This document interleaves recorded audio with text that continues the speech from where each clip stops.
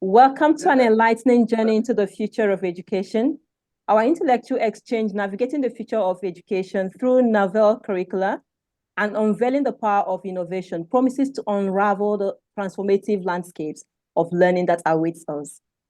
Get ready to be inspired as I welcome our dynamic personalities celebrated for their exceptional contributions in the fields of education. Welcome, Wallace and McDonald. Please, could you briefly introduce yourselves and share a bit about your journey in education? So who goes first? Okay, maybe we'll start with Wallace. Over to you, Wallace. Yes, please. Are you all able to get me? Now we can hear you clearly. Yeah. All right. So I'm Wallace from Uganda.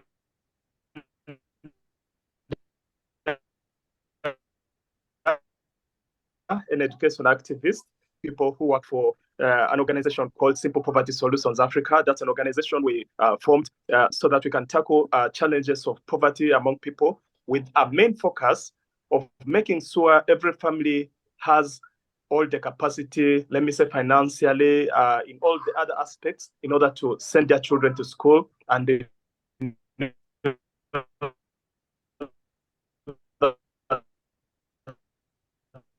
educate their children.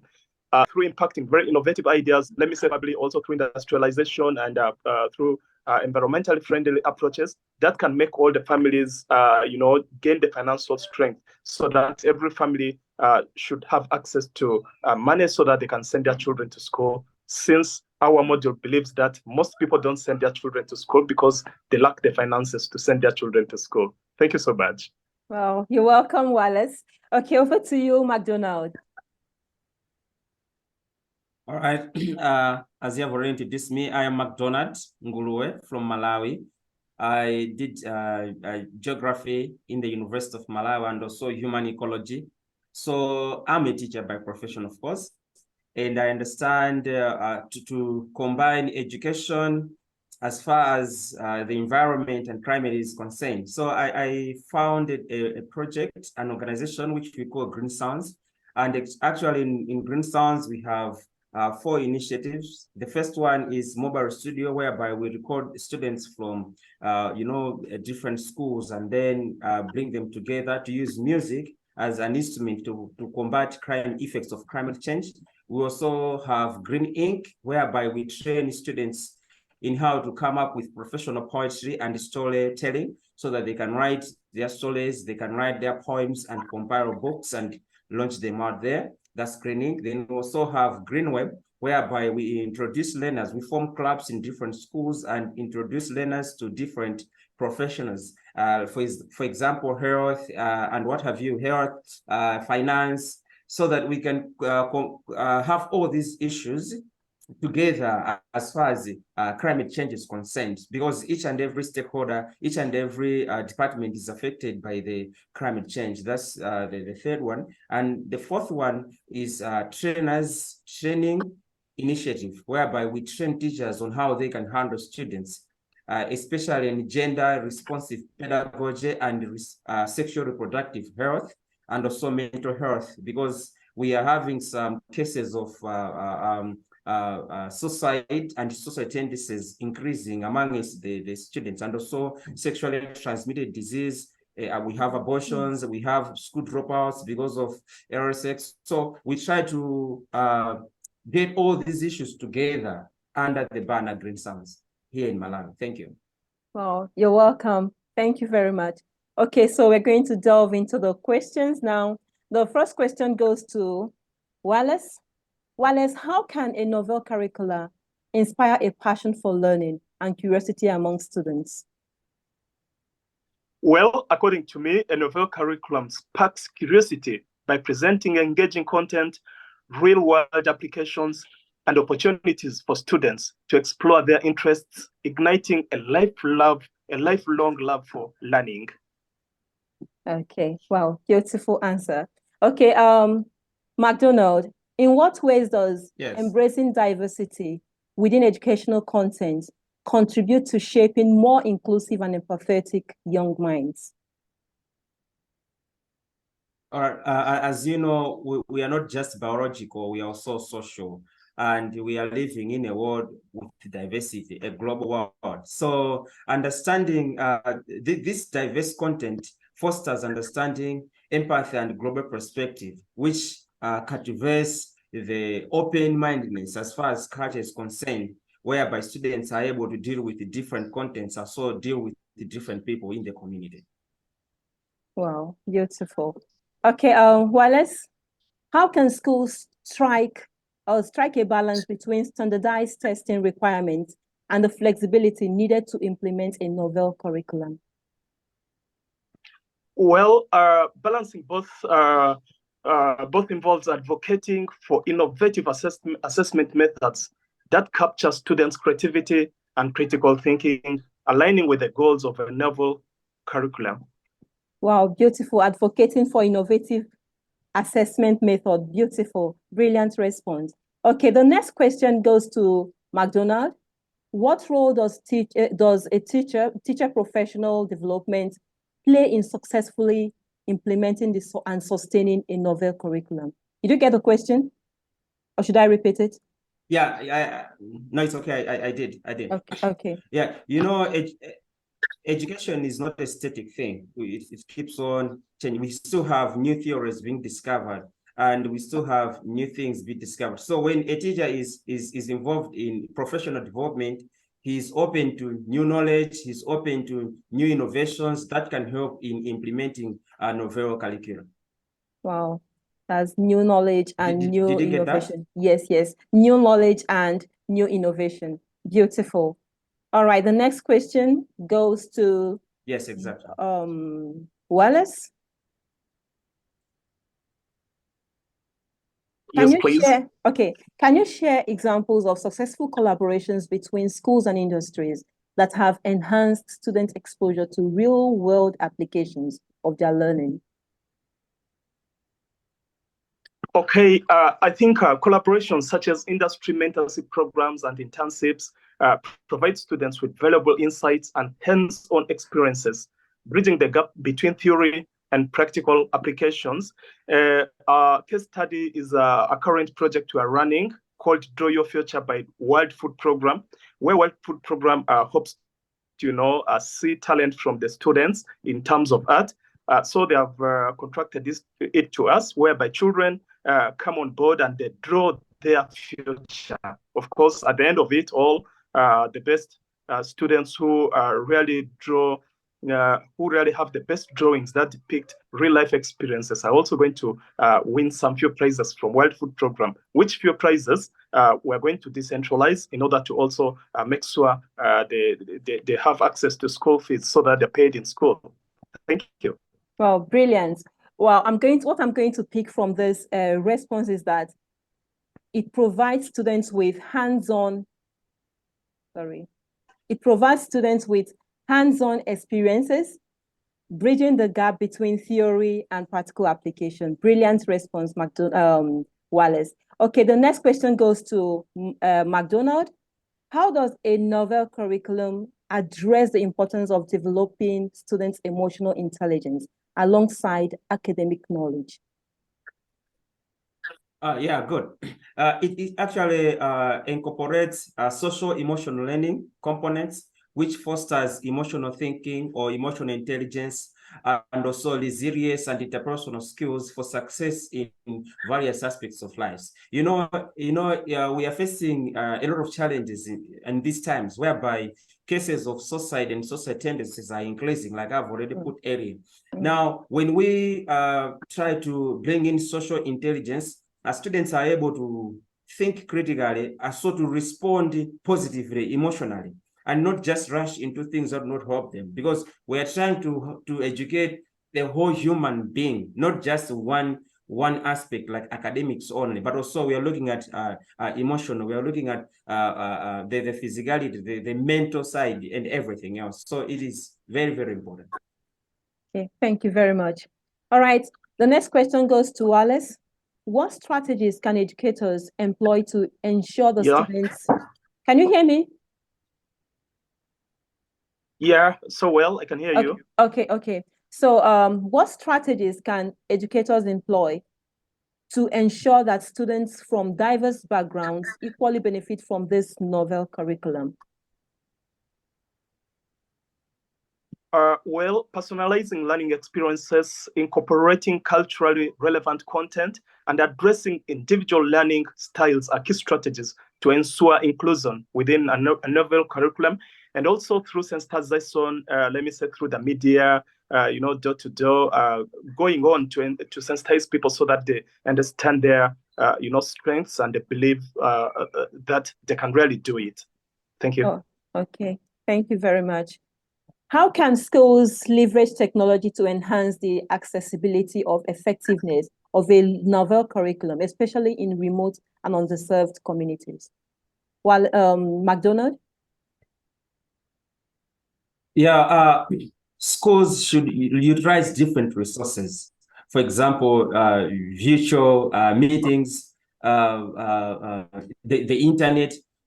For example, in our school here, the school managed to provide projectors and also managed to provide free Wi-Fi. So there are some lessons that we deal with our students. We just go on the internet or talk to somebody from outside our school. So in this case, if schools adopt this kind of approach, even if they are in remote areas, but they'll be able to discuss with schools from other side and share experiences. The physical barrier is not going to be there because it's not about going and reaching people physically, but we can even reach people using the internet, using the technology, which is so pleasant at the tip of our fingers. Wow, brilliant answer. Okay, Wallace, in your own opinion, how does a focus on sustainability and environmental consciousness within a novel curriculum contribute to shaping environmentally responsible citizens? I think aligning this to the project which I currently undertake, of course, we really need an environmentally friendly community in order to make sure my project also achieves success. So integrating sustainability education instills a sense of responsibility, prompting students to become environmentally conscious citizens who actively contribute to more sustainable future. Previously, we had a project which ensured that we planted 500,000 trees, which was 2 years back, because, of course, in agriculture, we also need a very healthy environment. We need rain, of course, and this rain comes from the trees. So this question directly touches my project, so that students can have an environmentally friendly area, so that every family is able to, have farming as a basic aspect for the learning. Okay, thank you very much for your response. Okay, McDonald, as we navigate the future of education, how can parents and communities actively support and complement the efforts of schools in implementing novel curricula? Yeah, this is a good question because for education to be successful, any other kind of education, whether academic or novel curricula, we need all stakeholders, and parents and the community is the number one stakeholder. Why? Because most of the times the students are at home, so learning must begin from home. Most of the times we can be at school, deal with the students at school, and most of our schools are day schools, meaning to say students spend more time at home. So the first thing, parents should create atmosphere to support their students, to support their children, and at an atmosphere whereby students are free to ask questions. They shouldn't learn some other things from outside there. And again, another thing, what we do here in our school, during PGAs, we always present issues like emotional intelligence. We also present issues like sexual harassment to the parents so that they should have the knowledge and then see how they can help their students. And also I should encourage parents to do studies, It's not only enough to send students to school, but also to do studies and how you can help your own kids. Because by the end of the day, they're not for the school. They are your kids' first before they go to school. Yeah. Wow, brilliant answer. Thank you very much. Thank you so much. I really enjoyed the your responses. Okay, so can you give in your closing remarks? Who goes first? Wallace. Okay, Wallace, you can go. Okay. Thank you, McDonald and Gloria. Well, a Simple Poverty Solutions Africa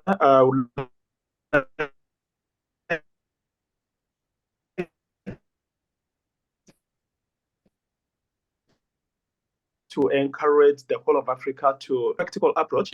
We can jobs for office jobs, which are very scarce in Africa currently. But of course, with novel curriculum, we can teach our students, our children, so many other skills which can make them to end up self-employed or to survive beyond office jobs and all that.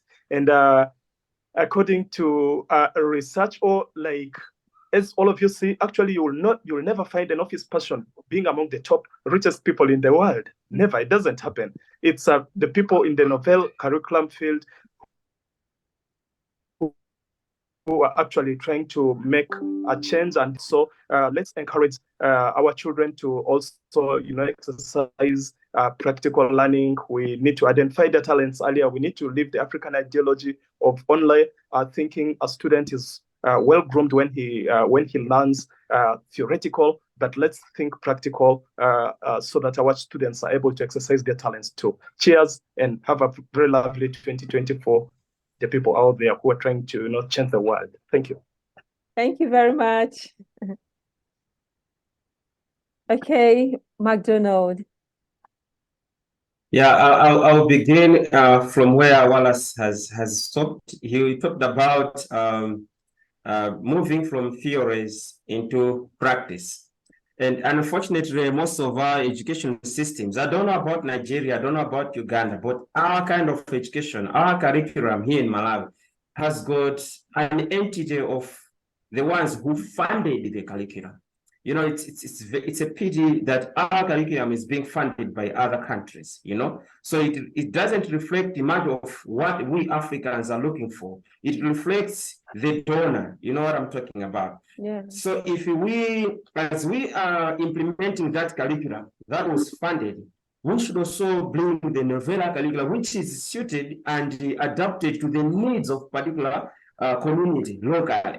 And then it's like, this will bring change from the community, rather than just trusting on the normal curriculum that we use at school. So I would like to encourage other teachers. I would like to encourage other innovators. Come up with ideas. Come up with whatever you can, as long as it's bringing help to the community. It must, for instance, what you have in Nigeria cannot be the same as what we have in Malawi. Yeah. What you have in Uganda cannot be just like the same as what we have here in Malawi. But if we, the youths, arise across sub-Saharan Africa and unite, share this kind of platforms, what we are doing in our countries, I'm telling you, the battle is already won. But they try as much as possible to keep us separated so that we can think independently, because independently we are defeated. But if we bring our heads together, if we bring our minds together, our innovations together, we are going to rise and bring Africa to where it is supposed to be, not what we have now. Let me conclude by saying that. Thank you very much. Thank you. Wow. As our enlightening conversation draws to a close, we extend our gratitude to our insightful guests. The future of education, as illuminated through novel curriculum, holds promises of boundless innovation and untapped potential. So let us carry forward the inspiration gained today and continue to champion novel approaches that will shape generations to come. Thank you so much for joining us on this journey. And until next time, may the pursuit of knowledge and innovation guide our path towards the brighter future. Thank you very much. I truly appreciate your coming. Thank you. Thank you. Thank you. I hope you invite us again. Yeah, of course. I hope to do this again with you. Thank you very much.